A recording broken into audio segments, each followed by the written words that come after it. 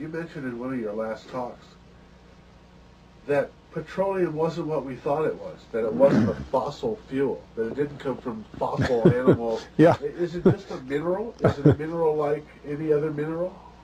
Is that how it, what would you say? How did it, what's the origin of You see, petroleum?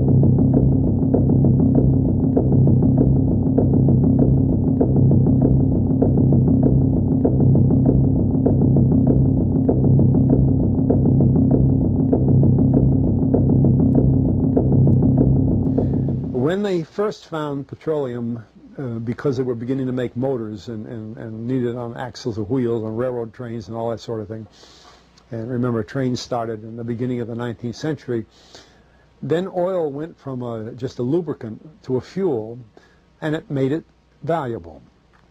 And Rockefeller happened to be the smartest man in the business at the time, but he made most of his money, or much of it, off the transport of the petroleum as well as selling it.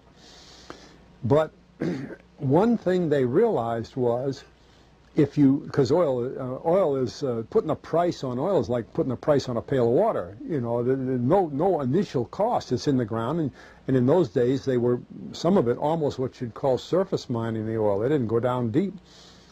So in order to get the price up, they hit on the idea that they would have to make it appear to be scarce. Boy, after we take the next few barrels out, we're probably going to have to close as well, you know, that kind of thing. Well, a very fortuitous event. In 1892, there was a convention in Geneva of scientists to determine what organic substances are. Well, the definition of organic is a substance with hydrogen, oxygen, and carbon. And so it's usually a living substance, a tree. You analyze a dead tree, hydrogen, carbon, and oxygen, and grass and so on, living things. Animals, we are hydrogen, oxygen, and carbon. So at this Geneva Convention, Rockefeller took advantage of sending some scientists over who said, oil, petroleum, is hydrogen, oxygen, and carbon. Therefore, it must be derived from the spoiling, the rotting of formerly living matter. And playing the game properly, when this scientific convention was over, they defined oil as the residue from formerly living matter. Well, that makes it a fossil fuel. I don't know why they decided to use the word fossil, but it says formerly living matter, it's fossil. Well, of course, today, and another thing we should know is that there has never been a fossil, a real fossil, found below 16,000 feet. And you can't argue at 16,000 as a level line, because someplace the ground sinks and so on. But 16 is what the scientists say, 16,000. We mine oil, or we drill for oil, at 30,000, 33,000, 28,000 every day of the week. So right there we rule it out that it isn't fossil fuel.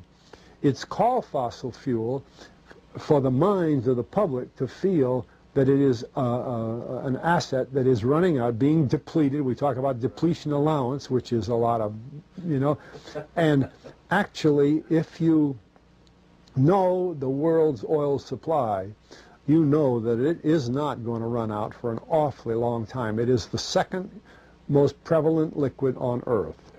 And we haven't begun to dig.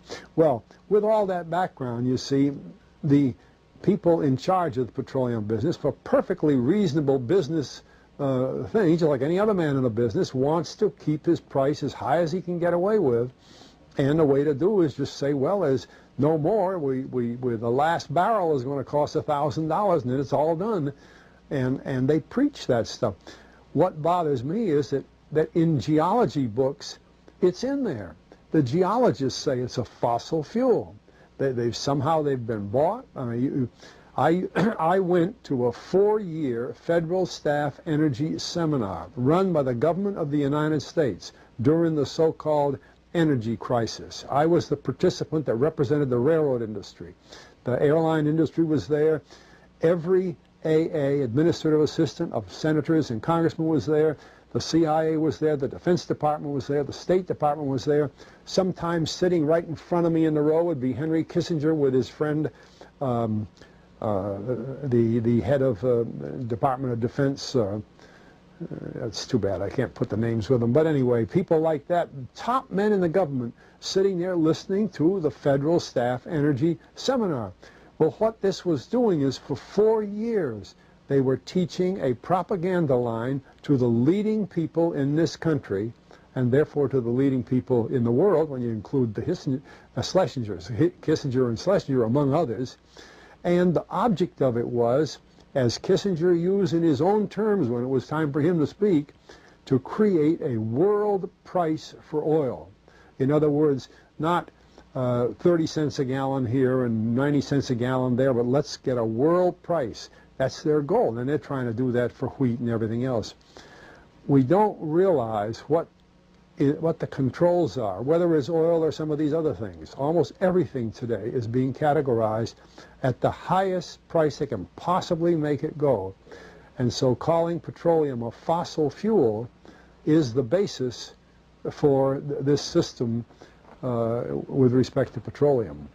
And I don't know if the name Arthur Kantrowitz rings any bell. Arthur Kantrowitz is the head of the Kantrowitz Labs set up by the Avco company near Boston, scientific laboratories. And a great man in the scientific world. And Kantrowitz and I were sitting at a table at this seminar once, and the table happened to be all young college grad, PhD geologists.